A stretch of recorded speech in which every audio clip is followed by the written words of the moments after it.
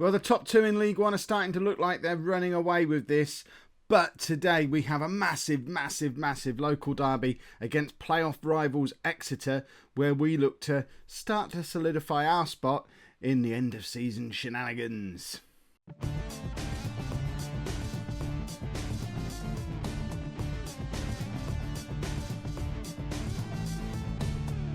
Hello and welcome to Season 11, Part 7 of Non-League to Legend. I'm Kev, and coming up on today's episode, we're at home against Exeter, then we're away against Shrewsbury. I thought I'd mastered this, but clearly it's back. It's Shrewsbury. People keep telling me it's Shrewsbury. It's like 2016 vintage, Kev, if I'm starting to call them Shrewsbury again. Exeter, local rivals, 3 points behind us in the playoff hunt. Big game. Since you were last with us, we've been on another one of our little unbeaten runs. 4 games unbeaten in the league, and we've qualified for a Wembley final in the nonsense Checkatrade Stupid Cup against the Liverpool under-23s, which I guess means I'm actually going to have to show you a checkered nonsense tie on the channel, because I can't not show you a Wembley final. But it's, Exeter, big match. We look at that last day of the season. That's why I'm distracted.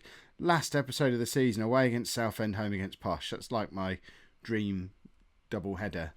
But we're worrying about Exeter tonight because not only are they our big local rivals, but they're only 3 points behind us. We're 6 points away from Cristiano Ronaldo's Blackburn and my old club Southend now. So we not only need to start closing this gap if we're going to have any hope of overturning the Ronaldo gap, but we also need to avoid defeat against Exeter, because if we do lose this game, they level up on points with us and we run the very real risk of dropping out of the playoff spots with only 12 games left to go, and that would be a disaster. There has been a little bit of last minute transfer business as well. You saw the start of this towards the end of the last episode, but I did a little bit of wheeler dealing, as well as Fid leaving and the youngster Wilson Markaj arriving on a free transfer, which you saw last episode. We also got an offer for Mike Racky, who'd come in as a goalkeeper in the summer for 86,000. Never got anywhere near the team, really. Barnsley offered us almost as much as we paid for him, so we bit their arm off. Used that money to sign a young replacement, David Watson, a young keeper who comes in from Glentoran. He's only 19. He's got decent potential. He's going to be our third choice keeper. Our new backup keeper cost us £30,000 from Bolton, Will Jääskeläinen. I would have expected him to have better current and potential ability than that. Apparently he hasn't, but he has got a lot of experience. 100 games played at this level for Bolton. Well, this level or higher for Bolton, so can't really argue with that. He's a perfectly adequate replacement keeper and was the star of the penalty shootout in the last Checkatrade Nonsense Trophy competition, saving 4 penalties. So that was 30 grand well spent. And all of this wheeler dealing freed up a little bit of money for us to go out and splash £100,000 on a new centre-back and a veteran of the last League One title-winning campaign we were a part of with Southend. Now, I know when we signed his central defensive partner at Blackpool, it didn't turn out so well. And Adam Jackson is 32 years old now. But he has bags of experience. He was part of the Southend team that won League Two and won League One and then established itself in the Championship. He was part of the team that then got relegated as well, but only stayed there half a season before Millwall paid £500,000 to take him back up to the Championship, then also proceeded to get relegated. But he's played for them regularly in this league for the last year and a half, and £100,000 is an absolute bargain for a man who was a £500,000 player 2 years ago. 3 or 4 years before that was an absolute superstar for our Southend team. So very happy to have Adam Jackson on board. He won't necessarily be a first choice starter, but we do have a little bit of strength in depth at centre back now, and that's what we needed. That Southend game from before and a couple of other games around that period we lost because of the fact that we didn't have backup in defence. And now with Markaj and Jackson coming in, we've got proper backup there. And with Watson and Jääskeläinen, we've got proper backups to Kevin Thompson, especially because I'm not sure if he's going to be allowed to play in the Checkatrade final because it's Liverpool under-23s, of which he is one. So Jääskeläinen might be on his way to Wembley, which makes that 30 grand even better spent. So our team for today's first game, the local derby against Exeter, we've got Thompson in goal, a back four of Kelly, Fidalgo, Jordan, who is finally back from injury, and Niambi. Fisher, Smith and McBride are in midfield with Shorthouse in behind Thompson and Dixon. I still don't know what my best strike partnership is. I need to get Declan Davison in there somehow, but I really like Thompson and Dixon together. But then I like Davison with either of them as well, and it does just seem to be rotating around constantly. They're both scoring lots of goals. Dixon's on 20, Thompson 13, Davison 15, plus you've got Keith Shorthouse in behind them who's on 14 goals as well. So there's plenty of goals from our attacking players, and hopefully with the changes that we've made in the transfer window, albeit all pretty much on the last day, we've got a little bit more strength further back on the pitch as well. And I'm hoping that we now have a fairly well-balanced squad. And I'm not reading these. Yes, we're going to win. Of course we're going to win. Yeah, I think we've now got a pretty well-balanced squad. And with, 12 games in the league, plus potentially playoffs, plus the Checker Trade final, we've got at most 16 games left. If we get hit by an injury crisis in any position now, then it's not because we didn't have proper backups. It's because it was a proper crisis and there's nothing we could do about it. There you go. I'm going to put that out there now. The big weakness was in goal and at the back, and we've fixed both of them. We've got strength in depth everywhere else already. I think we're well covered. Smith and Nyambi do well to win the ball back without giving away a penalty there. I thought both of them had given away a penalty at various points of that little defensive move. But we're now on the attack with Fisher, who finds McBride, and now Shorthouse running at the Exeter defence and has a shot when perhaps he should have tried to play in either Dixon or Thompson, who are a little bit further ahead of him, possibly better positioned. But Keith Shorthouse is very much a big game player and wants to show off and show what he can do against Exeter, because that's how you make yourself a Plymouth hero. You go and get a hat-trick against Exeter, in addition to all the other brilliant stuff he's done this season. He should already be on the favoured personnel list. Keith Shorthouse has been brilliant. It's been fairly uneventful this first half. There's only been 3 shots on target between either team. Neither of us playing particularly well, both averaging a 6.72. There's not been a clear-cut chance in the entire first half.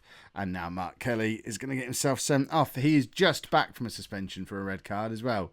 That's 2 red cards this calendar year. Ugh. Perhaps we should have played Smith. I mean, Smith's going to come on now.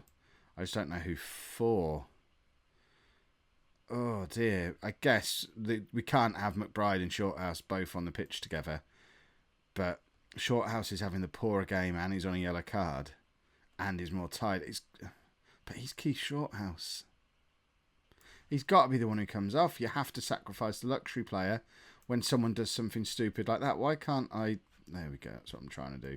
And we'll just make McBride attacking from there. I really hate the fact that as I'm talking about what a hero and what a superstar Keith Shorthouse is, someone does something stupid and we have to withdraw him from the game. And now we're at a massive disadvantage in what is a massive game, both for local pride and for our promotion aspirations. We can't be down to 10 men for more than half of the game against a playoff rival and local rival. It's mad. We just need to hope the rest of the game carries on being as uneventful as the first half was as far as chances are concerned. And maybe if Exeter can get themselves a little red card to even things up a little bit, we'll maybe try and come at them a little bit more. Declan Davison's going to come on for Thompson. There's not much I can do here. I don't want to go gung-ho and stick McBride further forward and basically play with no midfield. It's exactly what I'd do if Exeter got a man sent off or if we went a goal behind, but really, in light of the circumstances, 0-0 would be an acceptable result. It's not the result we'd be looking for, but it'd do. Thorne's going to come on. I've finally forgiven him for... Jim McBride just justified every decision I made in this game. Because Keith Shorthouse is brilliant, but I've never seen him do that. That was absolute genius from McBride. What a free kick. There you go. Let's have a look at it again. That is perfect. We're 1-0 up with about 10 minutes to go. McBride now with the corner to Fidalgo. That's his first goal for the club. We've got 2 goals inside a minute. And all of a sudden, Jim McBride has just inspired a victory. And what a massive, massive victory it is. 2 brilliant set pieces from him. A perfectly placed free kick into the top corner. And an equally perfectly placed corner onto the head of the young defender who nods his first goal for the club in. And that all changed very quickly.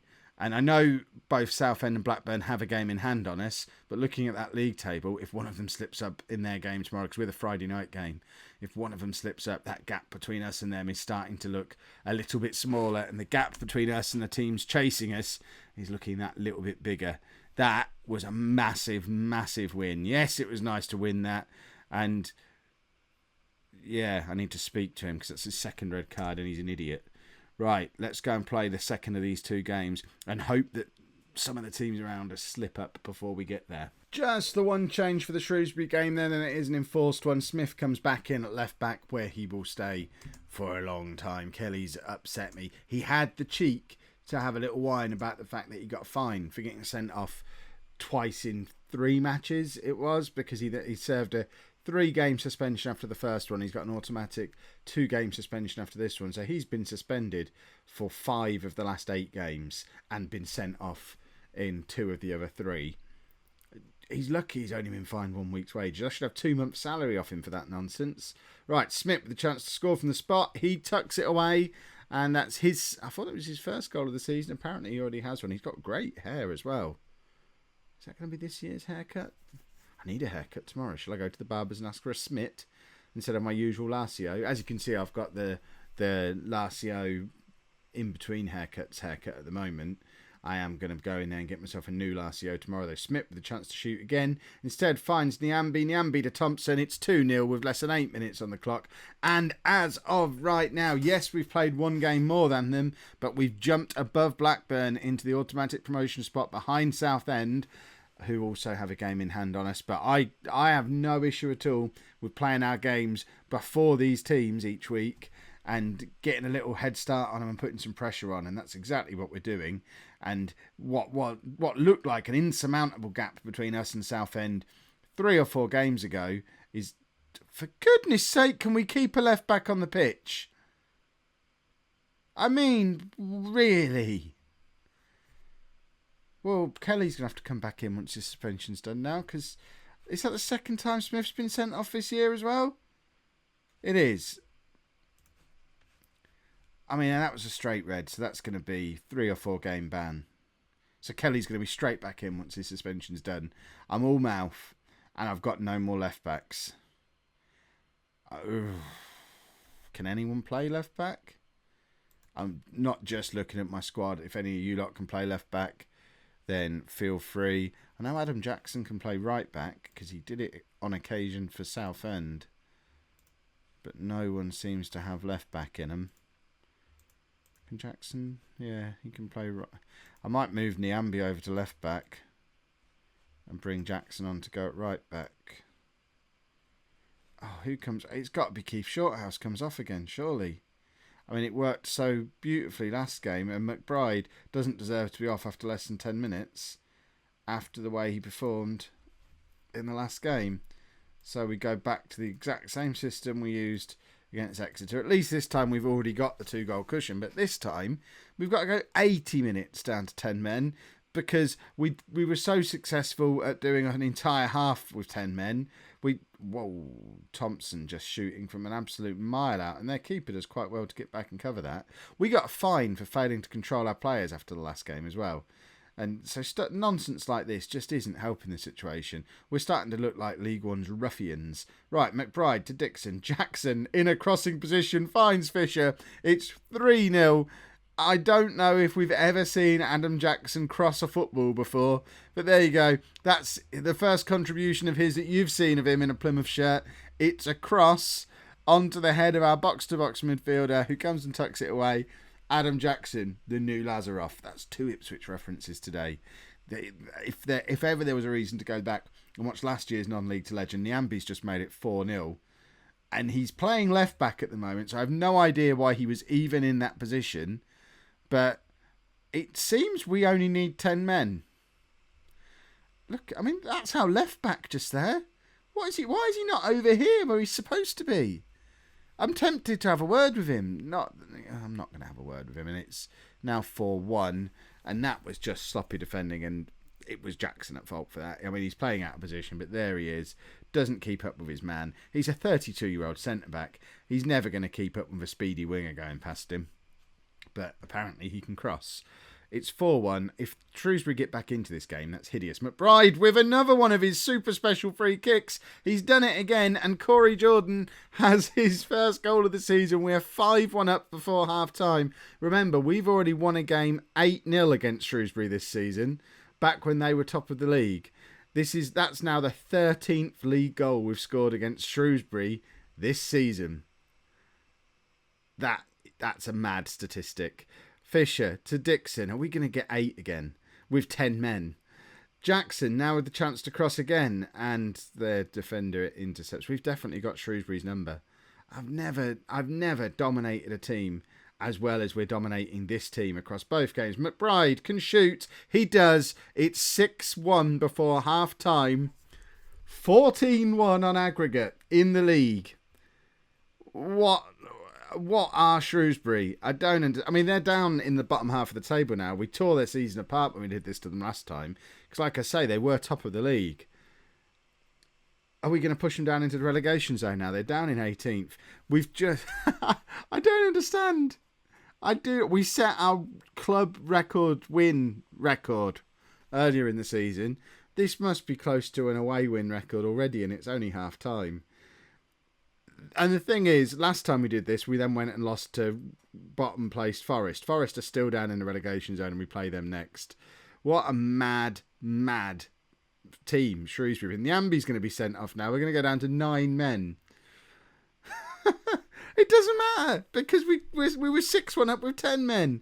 There you go. We've lost another left back. Basically, anyone who can play at left back just gets a red card now. That's the new thing. That's how we do it. I mean, what system do you play? I mean, goodness me. Well, we've got 3 centre-backs on the pitch, so it makes sense to do some kind of 3 at the back. Fidalgo is better at covering, and he's quicker than the 2 old men. So let's put him in the middle of them on cover. And then if we drop Smith back... I think we might take off one of the strikers. We'll take off Tom Dixon and bring on Lee Hartley. I was toying between him and Jose Antonio, so we'll put Hartley there. Thompson can go there. I mean, we are so narrow. And we'll stick him back to support. I mean, I just don't have I have no idea. Do we stop attacking at this point? No, of course we don't, because we know we can still score goals. We're 14-1 up. Why would we stop attacking at this point? If they get a quick goal or 2 here, then we'll rethink and go. Right, so there's one of them. Do we rethink immediately? I mean, what system do you play when you're down to 9 men and you're 6-1 up in a football match? Presumably you don't keep attacking.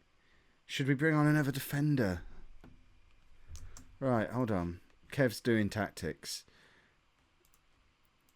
Let's counter-attack. We'll make that decision straight away. We're going to bring Hartley back into the midfield. Why can't I do what I'm trying to do? Thompson's going to be up on his own. Let's make him a defensive forward. Hartley can do that. McBride can do that. I mean, I am making this up as I go along. No idea. So, Hartley loses out. But we win the ball back. We're still going to go and get our 8, aren't we? Thompson now, the only man who's supposed to be playing in the opposition end of the pitch. I should have brought Jose Antonio instead of Hartley because he can actually play in midfield. Adam Jackson still got it. McBride is shattered and probably needs to come off, but we've got half an hour to go. And Corey Jordan is almost playing left back, so his red card is due. There he was in the left back position, getting ready to get himself sent off.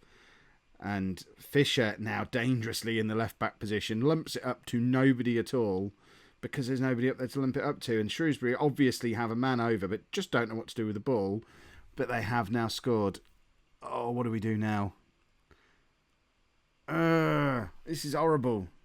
What a weird game Football Manager is at times. This must be our record goals in a total in the game thing.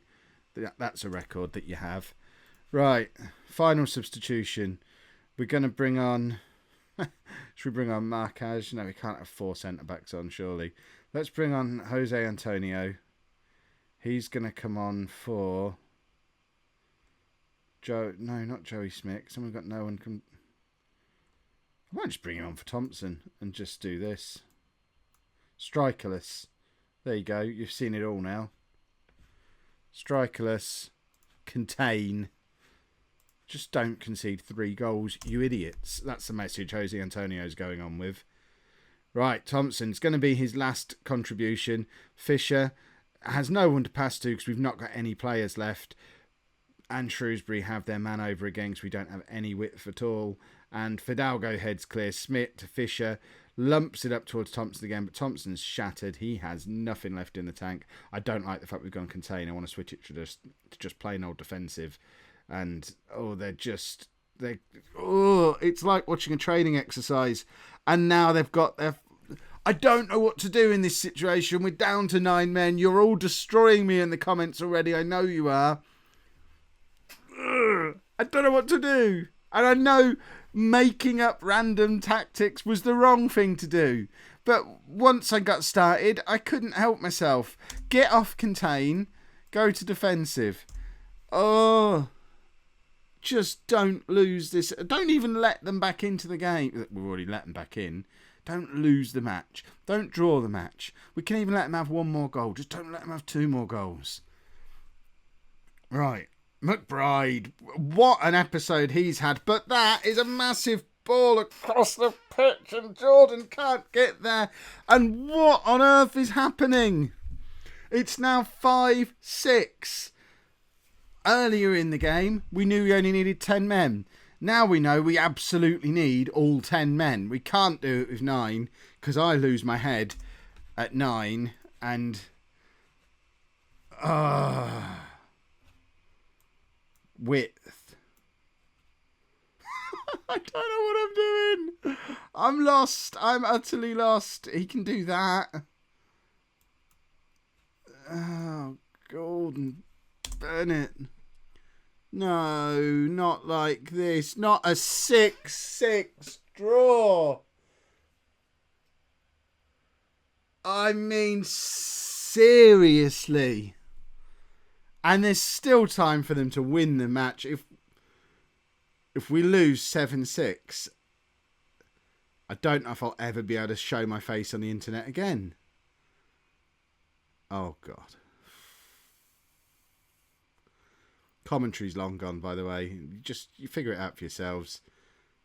The 2 games we've had against Shrewsbury this season have been the 2 most ridiculous games of football I have ever been a part of. We have just had a 6-6 draw and we've had 3 different left backs sent off over the course of those 2 games. I mean, I don't even know what to say about that. This episode is probably worth sharing around. I don't ask you to share ever. If you're trying to get someone new into the channel or into the series, just show them the last 10 minutes of this one. If you've enjoyed that, please pop a like on there for me. Subscribe to the channel if you'd like to see more. And thank you very much for watching.